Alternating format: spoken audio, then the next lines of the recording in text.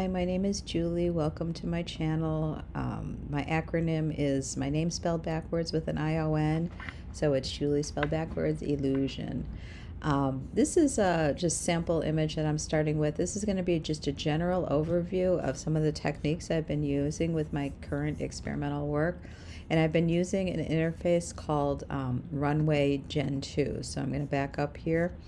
Put the link in the description below, but I've primarily been using Gen 2 and starting with an image. You can use Gen 1 and start with video and run it through filters.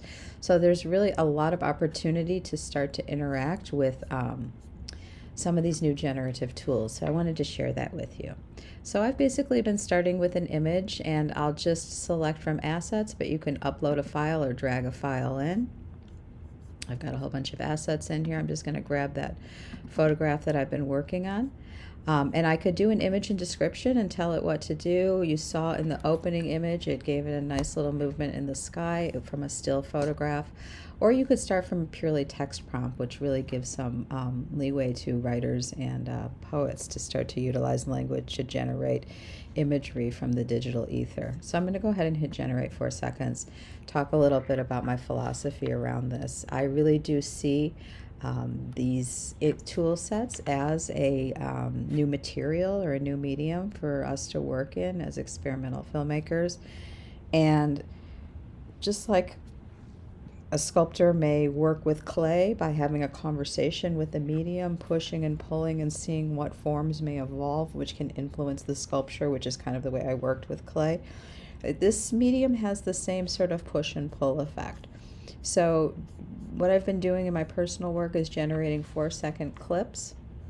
You can generate up to 16 seconds in one session.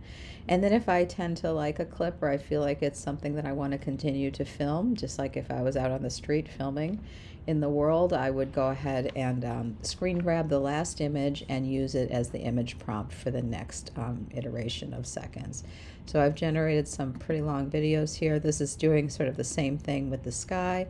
I could extend this clip, like I said, for more seconds. I could also try, I'm going to go ahead there and generate another 4 seconds and see if it does anything a little bit different, just with the no input at all. Like I said, you could expand input. I have been using the camera motion option quite a bit and expanding on the imagery by generating pans, tilts, and zooms, just like I would as a director in the physical world. So really see this tool as an opportunity, like I said, to have a conversation with the medium. I'm not really interested in telling it exactly what I want, though this motion brush tool that's new in the beta does give you that option, and I'll showcase that at the end of this video. But for my own personal work, I've really just been trying to bring in interesting starter images and then expanding a story based on those images, or a journey or an experience.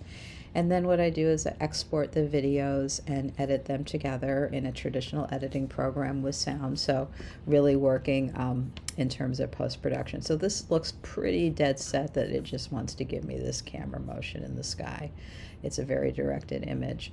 Now what I could do is go ahead and hit extend 4 seconds, come down to the camera motion tab, and I'm going to give it a drastic camera move. So I'm going to go ahead and zoom out. I'm going to pan to the left. I'm going to pull my camera to the right, and maybe we'll tilt down a little bit and see. So this is now going to open up new space for the computer to sort of give something else back to us because the image is so dominated by the sky.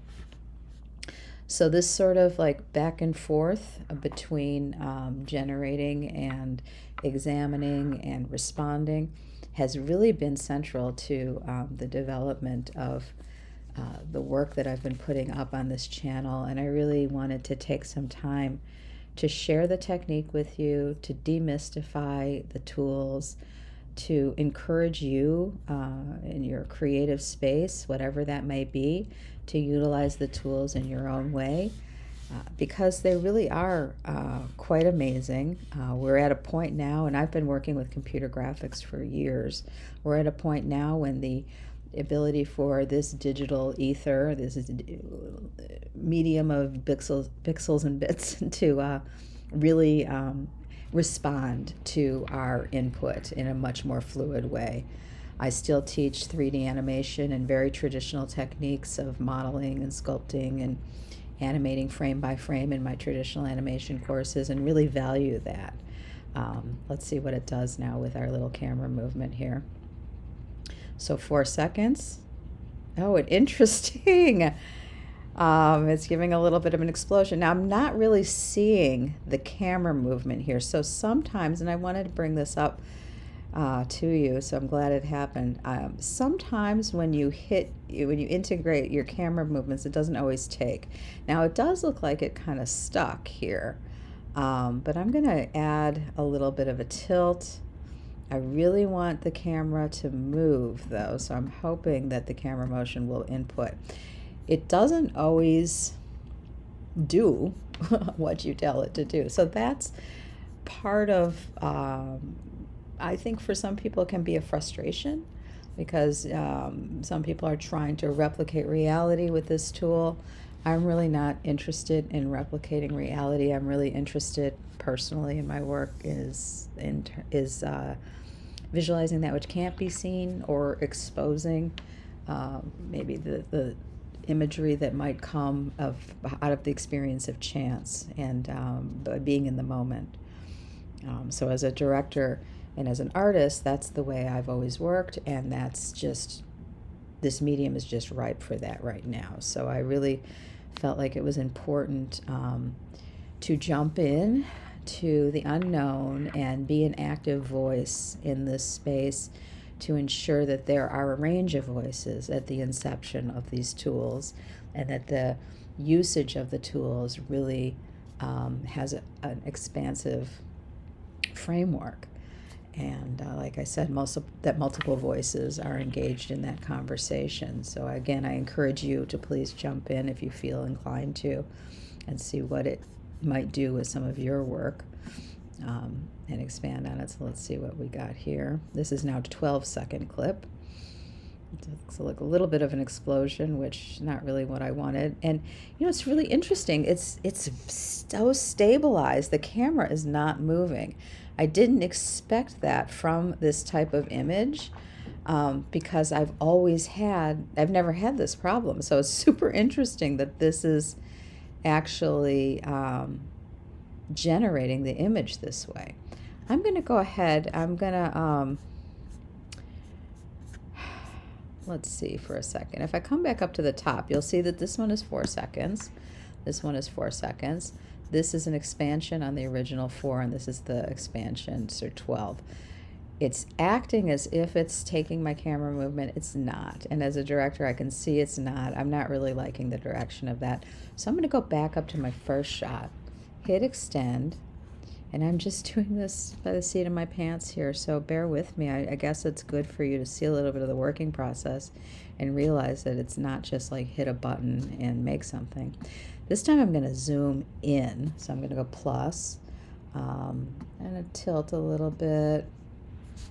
I'm just going to focus on the zoom in. So let's see if it takes us out of the static frame that we have here, this really horizontal, like rounding with just a basic zoom. And I'm going to go ahead and hit extend. And I want to, as this is generating, I just want to talk for a minute about controversies surrounding using artificial intelligence or generative video, or the opportunity to generate images. There is a lot of controversy, and I think a lot of that is very well-founded. I highly support questioning, not accepting something at face value. But I also encourage and support engagement with new tool sets, because if we don't engage with the new medium begins to get defined by sources which may not be activated on a level of human consciousness that spans the scope, and the range of the scope of what we put in as human beings at this point is going to be really important. All right, let's see what we got here. 8 seconds on that clip. 4 seconds is going to be the beginning. And then we do have a zoom. Awesome. So then this is looking really cool. This, to me, this is exciting. So as an artist, as a creative person, I look at this and I'm like, oh yeah, I can begin to see a story. It's almost like I don't really care so much about the building. It's just my establishing shot. What's really of interest to me is what's happening up in the sky. And when I posted this image, I think I made a comment about that. And there's a nice little highlight happening here from the light in the sky. So I'm really enjoying this direction that the computer took it. So as a director, out on the street, taking a picture, shooting some footage, I'm going to go ahead and extend that 4 seconds. I'm going to keep my camera motion. So I'm going to check my camera. My camera's in place. I'm going to keep my camera. I'm going to increase my zooming a little bit and hit save and go ahead and extend that and see what happens next. So this is going to give me 12 seconds of footage, and what Runway will do is give you up to 16-second clips. So some of the videos that I've started posting have been minutes long, and again, I'm just following a trajectory. It's like I'm going on a journey and the unknown is revealing itself, and I'm trying to share that with you. I'm trying to share it with you, and I'm trying to show it in a way that has an aesthetic sensibility that amplifies the experience, which is really the way I've always approached my work. With my clay animation, I have a conversation with the medium. To me, it's an opportunity to capture the creative process, the moment of creation, the engagement, like I said, with conversation with the medium. So this medium really works for me in that way as an experimental artist. And I do feel like I'm in the lab experimenting when I'm using it. So there's those first 4 seconds. Here we come into the second 4 seconds. And now let's see what we get coming a little bit further. So this is really interesting. So it's moving more towards abstraction, which is really appealing to me. I'm going to go ahead and extend that. This time I'm going to take my camera, make sure that's maxed out. I'm also going to max this tilt a little bit. And I don't know, let's go up higher in the sky. So I'll hit that up and do a little roll. I'm just going to try to activate all of the parameters here a little bit just for the sake of the demo, and see what we get next. So if this seemed to be like a story unfolding in front of my eyes, I would download it. By each video, once it's done, you can actually hit the download button. So don't need to download every video, which is what I did at the beginning. I would download each clip and think I had to edit it together, but you don't. You only need to download the final clip. And then what I would do is open it up in QuickTime or some movie player and do a screen capture, which is on the Mac. It's Command-Shift-4, and you could marquee select and screen grab. And maybe if I like this, I'll go ahead and just do it and show you the process. And then bring it in and continue the process for another 16 seconds. So it's a labor of love, but it's also a labor of the journey. It's being on a hike into the mystery ether, into an unknown landscape that an unknown conversation. So I'm going to go ahead and hit play there. We've got the sky activated. Here we are zooming in. Really beautiful there. This is really so ethereal. And yeah, so now we're extending up higher above the clouds. This is an intriguing image. So I'm going to go ahead and just download it. So it downloads, it opens up in my player. So I'm just going to hit, and usually I would do this in full screen, but I'll just do it in my capture zone here. Hopefully I can do it. Command-Shift-4, because I'm screen capping this movie right now using QuickTime. So let's see if it'll multi-purpose. Oh, actually, it's good that I did that. This is not the screen I want to grab. That's the first frame. So my bad. I actually want to grab the last frame. So here you go. You're seeing the inner workings. So I'm going to go ahead and grab the last frame, Command-Shift-4. Grab that. Usually I'd be more accurate to make sure that I get it clean at the top and the bottom, but I'm just demoing this for you. Now I'm going to close this out, and you kind of have to just let this go. It's going to be saved in your queue, your creation space. Actually, under your assets, you're going to see things there, so it's still available. But what I'm going to do now is I'm going to go ahead and start with an image again. I'm going to grab that screen grab that I just did and drag it in. Close out that window. Drag it in. And what I want to do is continue the camera motion that I had. So I'm going to select the camera motion. I'm going to zoom out. I'm going to get up into the sky. That was really fun, getting up high in the sky. I'm not going to activate these sort of like random rolls right now. I'm just going to have those two. See where it takes me. Oh, actually, my bad. I zoomed out. I want to zoom in. So that was my bad. Double check on that. Hit save. And let's see what we got. Generate 4 seconds. So yeah, so this is feels like animating in a way. It's very incremental. It's not frame by frame, but it's 4 seconds by 4 seconds. And the story's built incrementally. I did one recently with I think I called it cornucopia, and I had a really interesting image of a male figure sort of emerging from the ground, which I do a lot with clay and figures synthesized together. So I was using one of those composites, and then as the generations expanded, it turned into a literal cornucopia, and it was just so fantastically beautiful. And I've noticed that the digital space tends to migrate towards colorful lines, and I did one called ballooning, where all of these balloons started to bring themselves to the forefront, and I did have the red balloon as a prompt there, but it really took it to a whole nother level. Okay, let's see what we got. Yeah, so we hit play, and look at, I mean, this is just computer graphics in a whole nother dimension. This is literally a reveal of something that is truly a conversation and organic. Yes, the computer, I'm going to extend while we're talking. Yes, the computer is generating it, but the clay is also holding the fingerprint. I'm here, I'm a human being, I'm engaging with it. The computer's not making it from scratch, and I'm not making it just by clicking one button. It is truly a conversation. And also, I'm not trying to treat the computer like a slave, telling it exactly what to do. I'm actually engaging with it and allowing it to generate.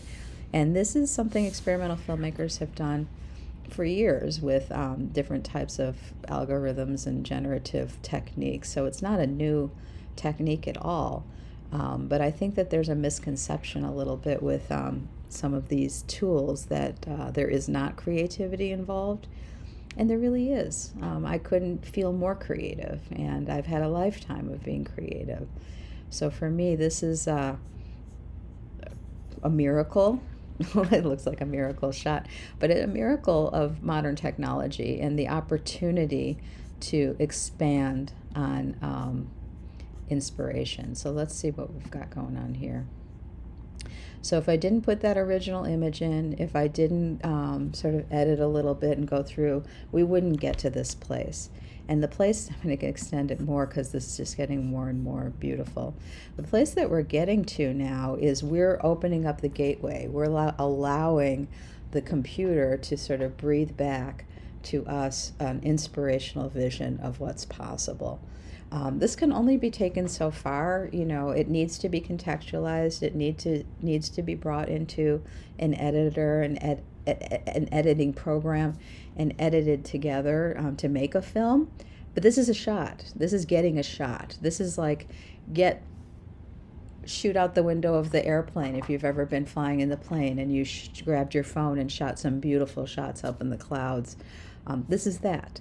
But instead of being in the airplanes in the clouds, I'm in the airplane in the computer, and I'm just allowing the journey to happen. And that's, actually why I'm really making this video, because I've been sharing these videos now. It's catching on a little bit, but I do feel like there's a lot of people out there who really don't quite get what's going on, and the goal here is to demystify it for you and to try to open up the opportunity for you, if you're interested as a filmmaker and as an artist, to explore the tools, but to realize, I'm maxing this out to 16, to realize that it's important to bring something to the table, to be open to experience, just like when you're out taking pictures or shooting footage, if you're just like doing random B-roll, to be open to experiences, to be open to different angles, different shots, different focal lengths, and setting up those parameters accordingly.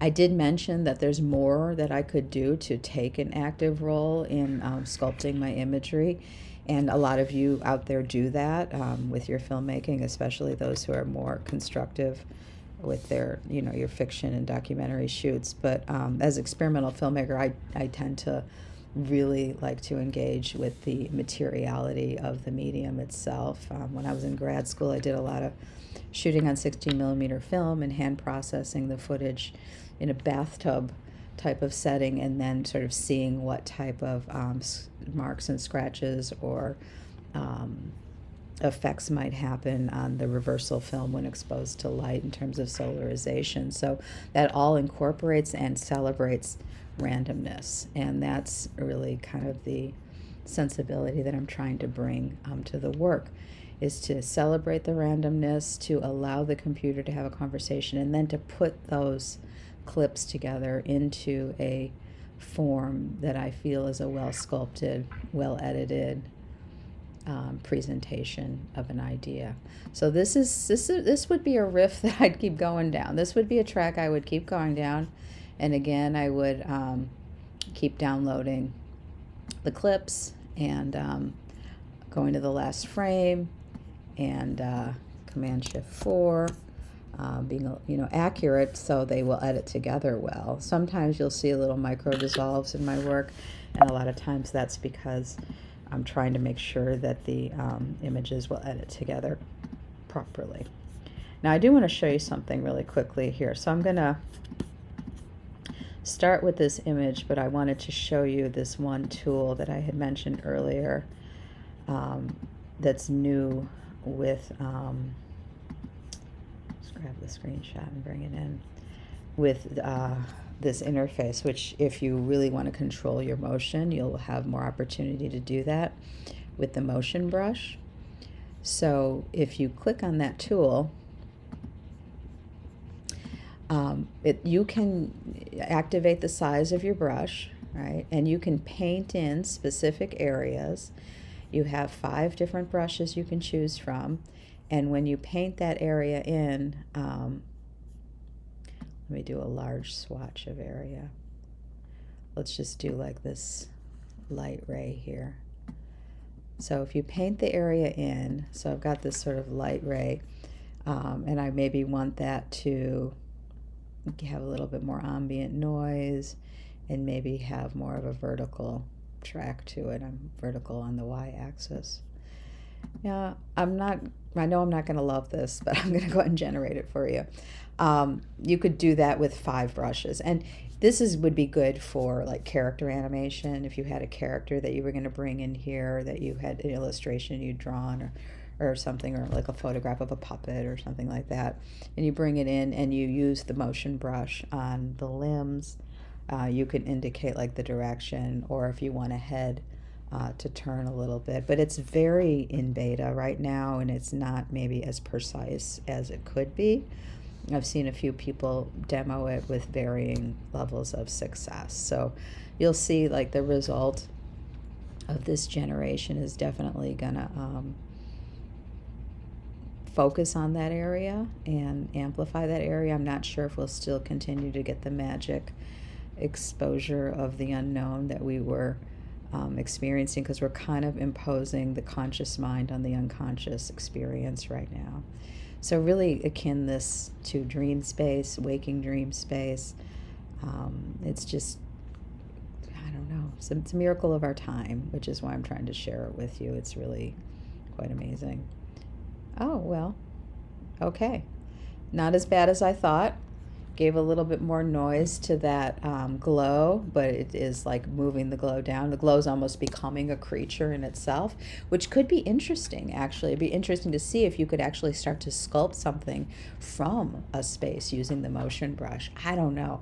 I just think the possibilities for experimentation are so profound here. It is a lab waiting for us to get into and try. So I look forward to seeing what you create, and please share things with this channel, and comment and let me know where you're at. And if you're doing some experimentations, please share with the community. I really am looking to build a community of people who are working with this medium in a more experimental way. So if you watch the video this far, thank you so much for taking the time, and I hope it was inspiring to you to see, or for you to see some of the possibilities, and maybe demystifying as well. And if you're not an artist and you don't see yourself in this world, I just want to say, and closing note,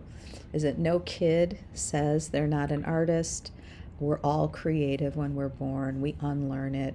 But I really do think that the next phase of our experience in this world is going to be it's going to provide an incredible opportunity for humanity as a whole to re-embrace their creativity. And that's what I think the accessibility of these tools provides, is that digital clay where you can come in and start to sculpt your own visions, your own experiences, and break the pattern of just receiving information to starting to actually engage in the conversation. So thank you so much. Have a wonderful day, and best wishes to everybody in their creative journey.